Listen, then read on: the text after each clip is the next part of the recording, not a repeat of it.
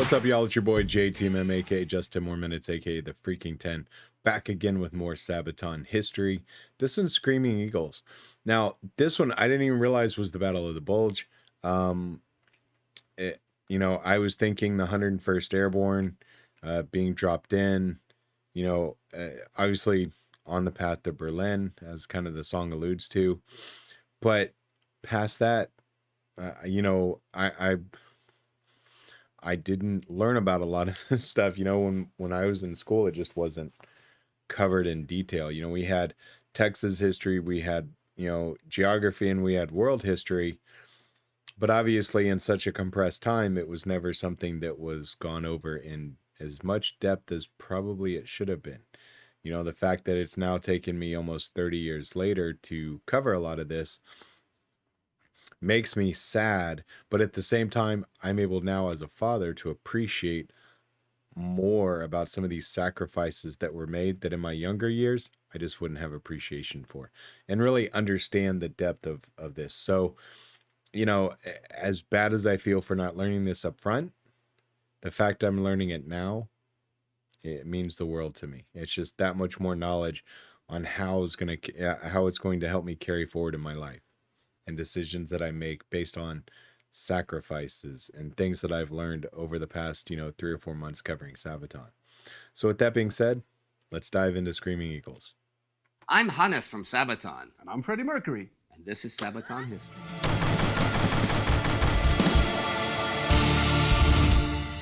Screaming Eagles. Eagles don't actually scream. It's more like a ah.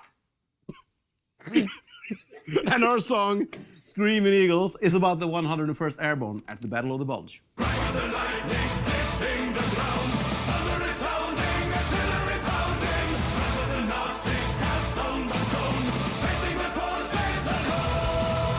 I am aware that people call them the 101st, but in terms of flow for an oral narrative, I'm going to call them the 101st, just so I can tell the story more smoothly. Spirits were high among the common German soldiers as they passed lines of tanks, shells, and ammunition on their way to the front lines in France and Belgium in the early December days of 1944. It had been a disastrous year for the Wehrmacht, suffering defeat after defeat on all fronts. But suddenly, there was this big army assembling in the West, ready to go on the offensive once again, with no lesser aim but to tear apart the Allied coalition in the West in one decisive thrust. It felt like 1940 all over again. However, this was not the German army that had been sent on the offensive in Poland, France, or Russia 4 or 5 years before. By the early winter of 1944, Germany's military consisted partly of battle-hardened veterans and partly of young boys and old men that had been pressed into the now struggling war machine. The Reich was scraping the bottom of the barrel in terms of conscription and logistics. Supply had always been a weakness of the German army, but in 1944, it seriously lacked adequate motorization, fuel, and ammunition to support an endeavor like this new Western one. The armored wedge of the offensive was an amalgamation of different models, as was the artillery. Some Panthers and Jagdpanzer, but mostly Panzer IVs and modified half-tracks. But the Panzer Grenadiers rode on the tanks. The paratroopers were reinforced by young men from the Luftwaffe personnel, and the Volksgrenadiers were made of shattered divisions. So despite the impressive numbers, the army seemed to lack the capability of fulfilling Adolf Hitler's vision for destroying his enemies. As the attack finally began on December 16th, it did fail to achieve its objectives rather quickly. The 6th Panzer Army, which was supposed to lead the main attack, had been held up by stubborn American resistance at Saint-Vit, Malmedy, and Elsenborn Ridge. Even though the main thrust had failed, though, the supporting 5th Panzer Army had managed to achieve considerable success further south, as it had found a weak spot in the American lines in the Ardennes. Plans shifted on the spot. 5th Army would advance all the way to the River Meuse, taking the town of Bastogne in the process. Bastogne was not only a major traffic hub, but also a depot for Allied fuel, storing nearly 3 million gallons. A precious resource to the Germans if captured, sure, but even if destroyed, it would sabotage plans for an American offensive in the coming spring. If Bastogne were taken quickly, there might still be a chance to further advance beyond the Meuse and towards Namur.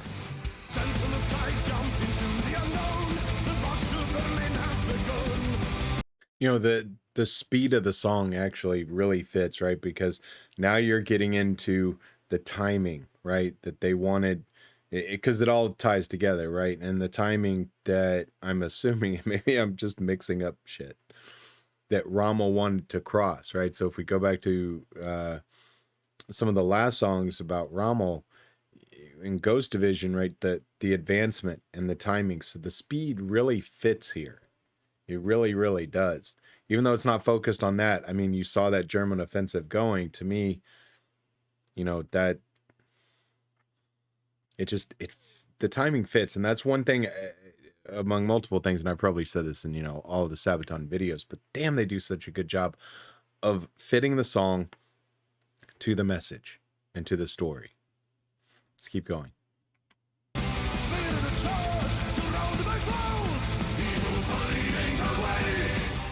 Before the offensive, the area around Bastogne was considered a pretty quiet sector of the front by American High Command. It lay in between the operational sector of the First Army, which had been slogging through the Hütgen forest, and the Third Army south of Luxembourg, which was grinding against the German fortifications of the Siegfried Line. So the Ardennes had been seen as a resting zone for battered divisions, or a training ground for green units who needed to gain some experience from the small skirmishes that did take place there.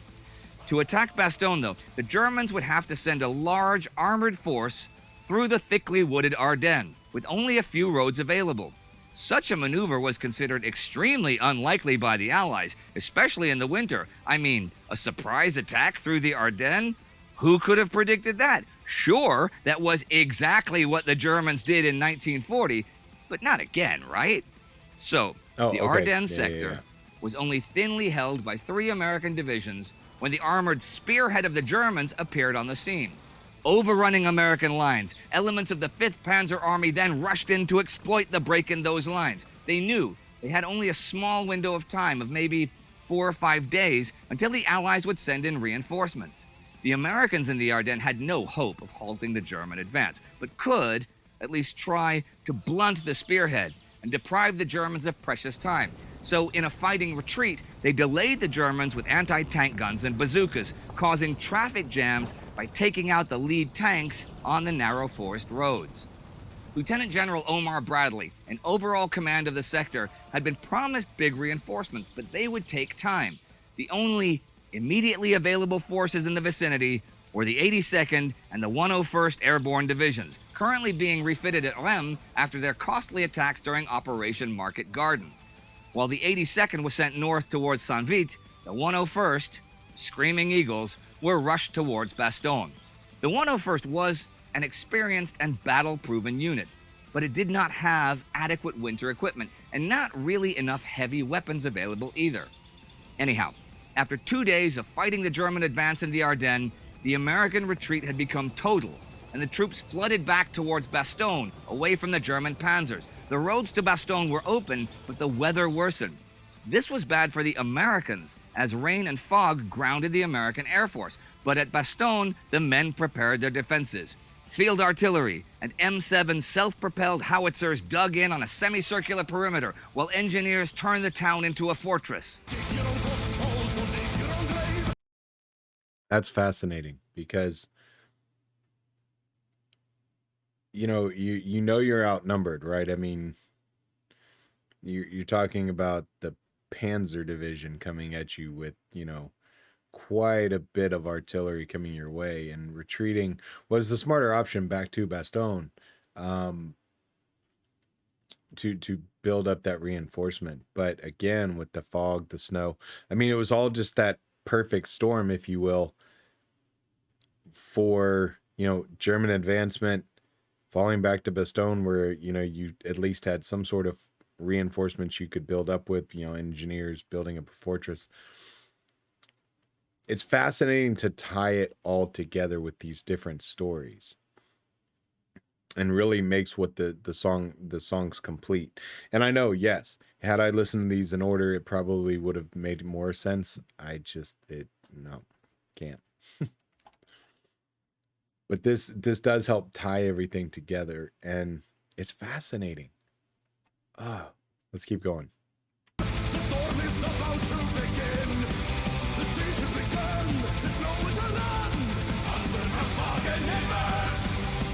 19th, panzers appeared on the outskirts of town, and those American tanks that were available rode out to meet them, delaying the German advance once again. That night, the Screaming Eagles finally arrived in Bastogne. So too did the elite German Panzerlehr Division. The next day, the Screaming Eagles were smack in the center of the action. While the German tanks and tank destroyers attacked and destroyed the retreating or bogged down American army units just outside Bastogne, the 101st engaged the German infantry. Supported by field artillery, the Screaming Eagles fought through the outskirts and local villages and even barricaded themselves inside an old chateau, shooting down the Panzer Grenadiers who tried to flush them out. This stiff resistance cost the Germans even more time, and it was not until the 22nd that Bastogne was finally surrounded. Hitler gave the order, Bastogne must be taken at all cost. On that day, two blindfolded officers of the Panzerlehr approached the headquarters of General McAuliffe, in overall command of the various troops trapped inside the city. The two officers asked the Americans to surrender. Confronted by the offer, McAuliffe blurted out laughing, "Nuts." Bastogne was encircled, true, but for days now the Germans had tried unsuccessfully to break in and had been repelled time and again. And let's face it, being encircled was basically part of the job description of the 101st Airborne.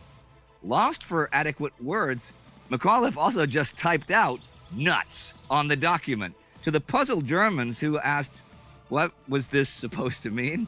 The Americans simply explained that they should go to hell and that every German trying to get into the town was about to be killed. So the German forces built up again, reinforced by more veteran Panzer Grenadiers from Italy and more tanks and tank destroyers. But the skies cleared, and the American Air Force was able to resupply the encircled city.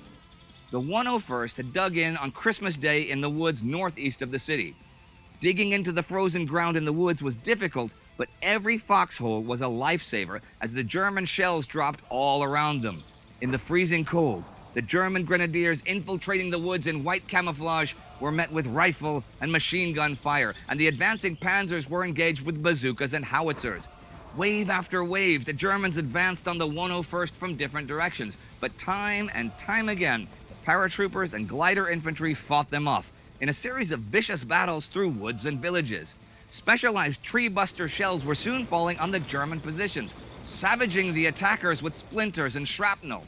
The Christmas attack was an absolute disaster for the Germans, with heavy casualties and the loss of a lot of tanks.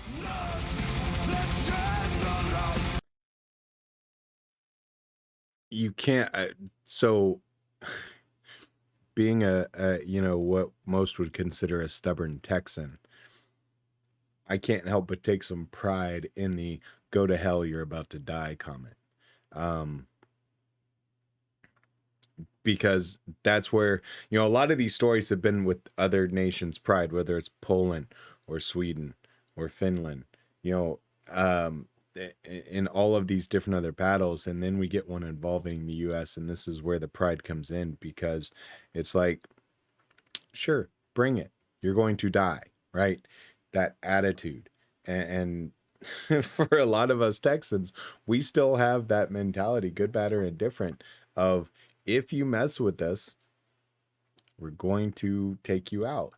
And it's not an arrogance like what the media portrays it. It's just that we believe in ourselves, right? It's kind of like if you're defending your family. For a lot of us, when it comes to our family, we would die for them. And that's exactly what we would do. And so for these guys, they're like, yeah, bring it. That's what we were born to do. Let's go. So yes, when I hear "go to hell and you will die," yeah, you can't help but laugh at and be proud of that stubbornness and just saying, okay, you want to fight? Let's fight. Love it.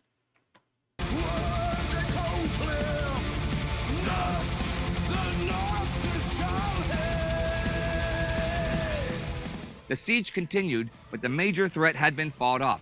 By the 26th, the reserves from Patton's Third Army finally established a corridor into Bastogne, though it would take several more days to secure it since the Germans were trying to cut it off. Skirmishes continued, but even newly arrived SS divisions could not establish another siege. By January, fearing that they might lose overall control of the front, German high command ordered a full retreat, and the overall strategic initiative in the West shifted to the Americans. By now, the U.S. Air Force was flying attacks again, and on January 12th, when the news of a Soviet winter offensive broke, so too did Hitler's last gamble in the West.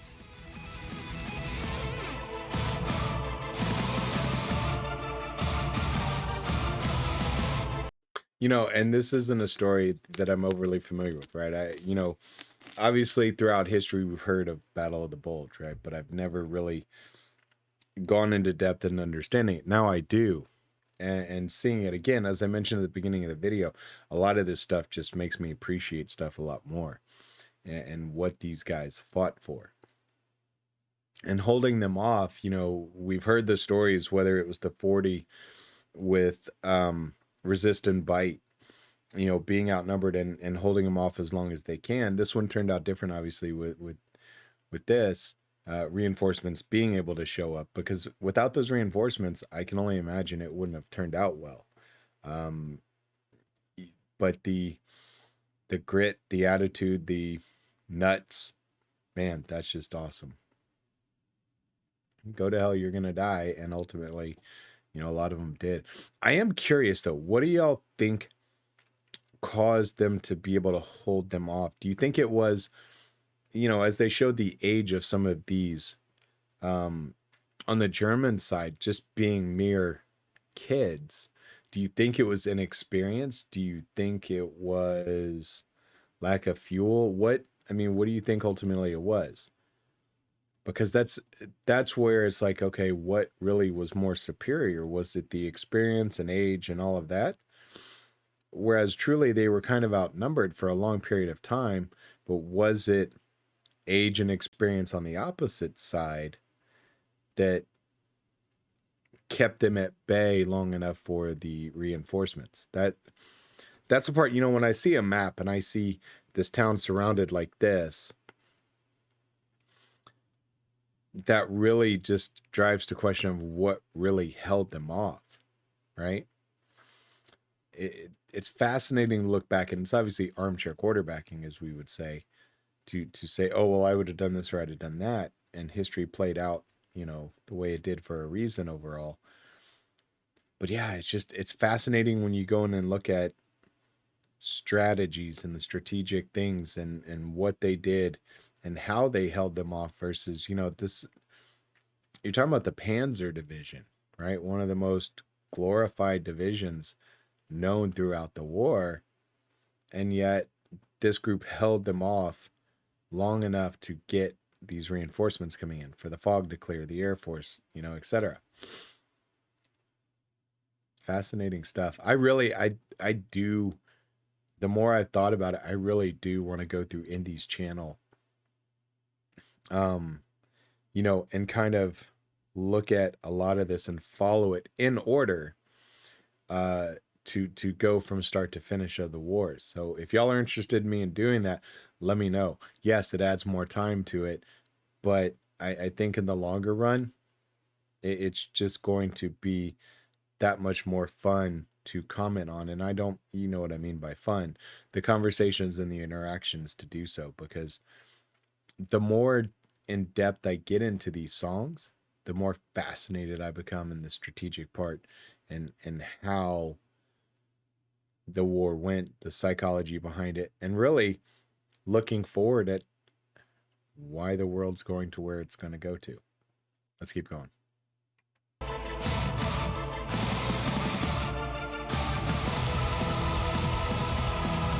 101st Airborne. What about them? Well, 101st Airborne, we visited them at Fort Campbell. And I just want to say to anyone who was there and to anyone in the 101st and at Fort Campbell, thank you for taking such good care of us. Did you go to Bastogne as well? Yes, I did. We saw the lovely Sherman tank they have on the town square. I haven't been there. I've never You been. haven't? No. Oh, I recommend it. The forest outside of Bastogne where they, all of that crazy stuff from, Band of Brothers you could see in there. Tell us about the actual song itself. How did this come up? Actually, a bit different, this one. I was sitting very much alone in the old studio, and I was writing the music. and I didn't even have any idea what the song was going to be about at this time.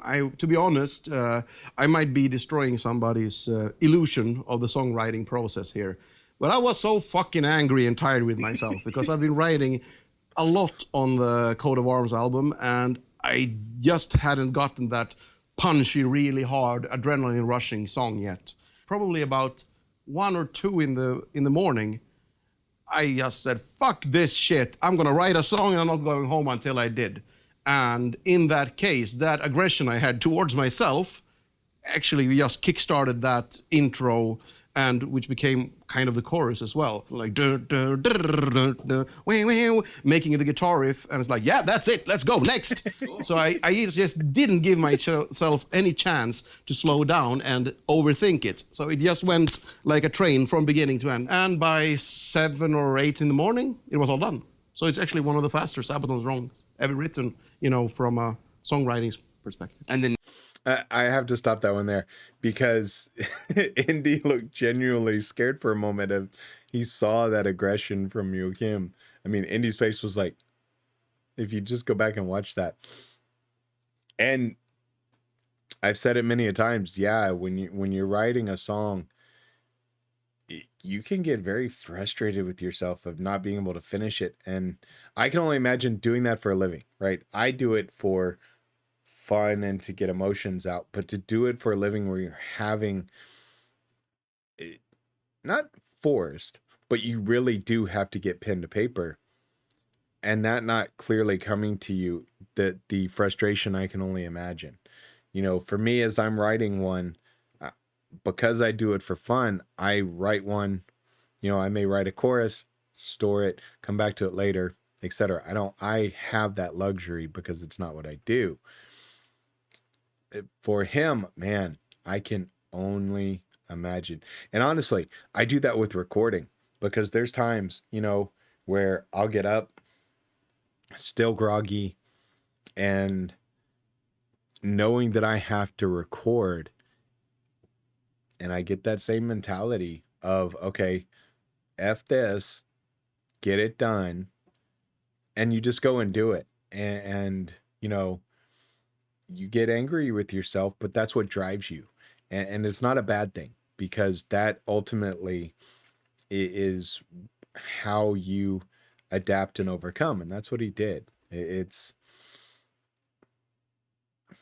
Yeah, I get it. And he's such a passionate guy. That's just, he is a normal human being, as everybody have said that has met him. He's just one of the coolest guys. And the shout out to the 101st and, Fort Campbell and such, with someone that's traveled as much as he has and seen these sites, when you're stepping in as a celebrity type of visitor, it's different. But at the same time, a lot of these guys wouldn't know who Sabaton is. So I can imagine that there was probably a lot of learning on both sides, as with much history as they know. And you can just tell how interested he is in it, in history. And that's what I admire about these guys, is their dedication. neighbors called and said they were really happy. Yes, they loved it. Enjoyed the entire songwriting process. They thought, wow. Can't wait to hear your new album, man. Keep working at night, man. That's the thing. But hey, something you said before I want to get back to. You mentioned Band of Brothers. Yes. I love Band of Brothers. So do I. It might seem obvious to a lot of people who are into history that, everybody has seen that. But Well, they might not know that Band of Brothers is about these guys. Yes. Oh, sorry. It is about the 101st Airborne. And there's a fantastic book called Band of Brothers, written by Stephen Ambrose, if I'm not mistaken as well. But Band of Brothers itself, the series, you were saying about... It's almost 20 years old now. And this is something, I guess, if you are under 25 or maybe under 30, you might have missed out on. You shouldn't miss Band of Brothers. You guys, how awesome is Band of Brothers? Awesome! And they're not saying that because they have to, because we could always cut it out and add some screams in there. Yeah, we got to add some extra screams because they didn't sound enthusiastic enough. Yeah, we want people to think we have a really big crew as well. Isn't that right, Sergey, George, Geraldo? No, but seriously, Band of Brothers is absolutely amazing. It's if you want to get an idea of not just the fighting part of war, but every aspect of what goes through a soldier's life, you owe it to yourself to check out Band of Brothers. Yeah, perfect marriage between documentary and Hollywood movie almost. It's a 10 1-hour, TV series. Yeah, I haven't done. They also did The Pacific, which I have not seen yet. The Pacific. What? No, I have not seen. Oh, that's amazing. I mean, the first time around I watched it, I didn't think it was as good as Band of Brothers. But the second time I watched The Pacific, I actually think I liked it even more. All right, well, that is it for Screaming Eagles. And that's it for today.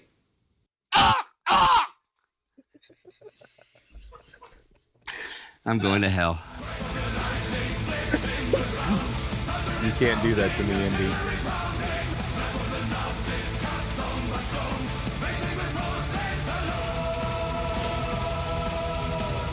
All right, everyone, remember to check us out on Patreon. Check those videos, Time Ghost, and World War II. Don't forget that. And also, see you next time.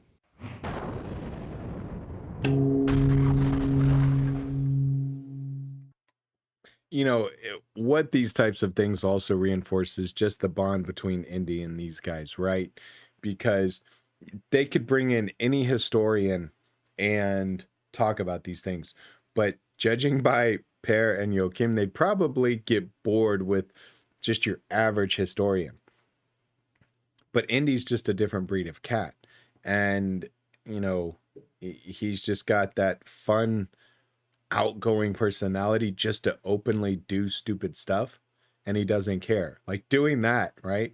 For the camera. This is a guy that's a historian that knows his stuff, that has no problem making a fool of himself, and he enjoys it. That's why I love Indy so much. It's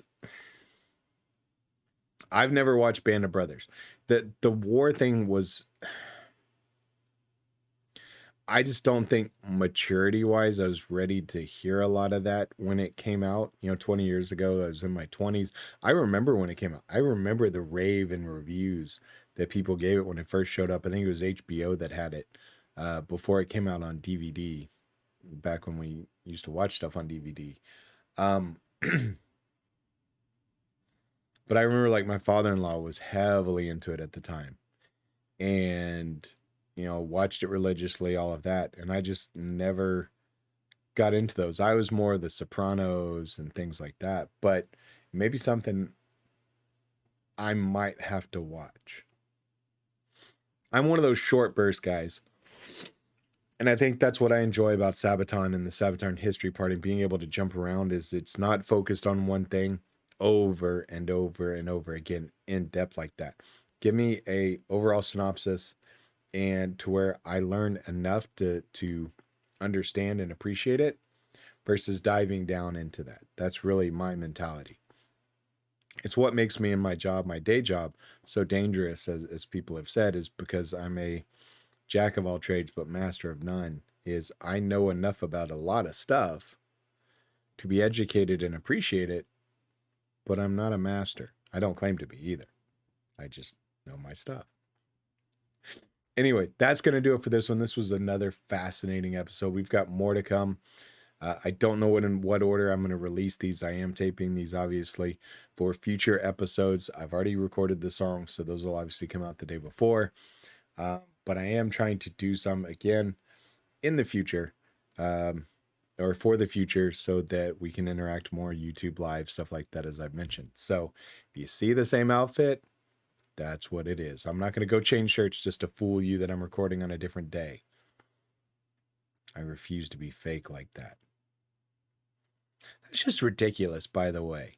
Be human. Don't be a fake. We have too much fakes in society. I'm not fake. I'm going to get a text when I'm recording. All of that. Y'all know me. I'm transparent.